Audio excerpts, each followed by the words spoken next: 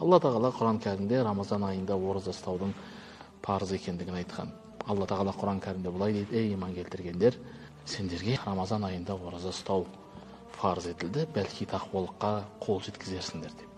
Яғни ораза ұстаудағы негізгі мақсатымыз ол біздің тақуалыққа қол жеткізуіміз екен. Алла тағала бұны ашық аятта көрсетіп айтқан. Яғни белгілі бір құлшылықтарды қылудың белгілі бір мақсаттары болады. Бұл кейде айтылады, кейде айтылмайды.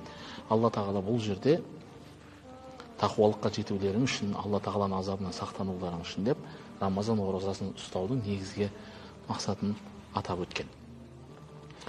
Рамазан оразасының басқа қамайтын тұстары бар, немесе басқа намаз, зекет, қажылық сияқты құлшылықтардан артықшылығы бар.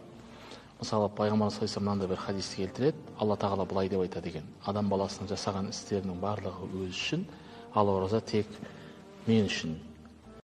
Және оны тек сыйын мен ғана беремін деп Алла айтады екен.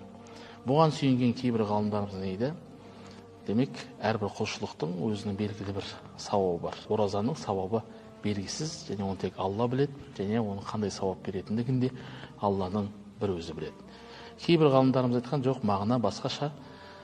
Себебі Алла ораза мен үшін деп Алланың айтқан себебі, менің разылығым үшін деп айтқан себебі, оразада рия немесе басқа біреулердің көзіне түсіп мақтану, тағы да басқа мұсылман пенденің жасаған іс-әрекетінің қабыл болуына кедергі болатын әртүрлі істерден ада болғандықтан осылай деп аталған. Рамазан оразасында сонымен қатар Ибн Раджаб әл-Хамбали деген үлкен ғалымымыз былай деп айтады: мына нәрсені біліп қой, мұсылман кісіге Рамазан айы келгенде екі джихад бірігеді.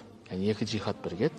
Біріншісі, азаннан кешке дейін ораза ұстап жүруге джихад қылу керек, яғни соған шыдап жүру керек. Екіншісі, күн батып ауыз ашқаннан кейін басталады, ол түнгі құлшылығына жасайтын джихад, яғни жасайтын сабыр, төзімі керек. Тек осы екеуін ғана толық орындаған кісі, яғни күндізін оразамен, түнін құлшылықпен өткізген кісі ғана Алла тағаланың құзырында сауабы есепсіз беріледі деп Ибн Раджаб әл-Хамбали рахимахулла айтқан екен.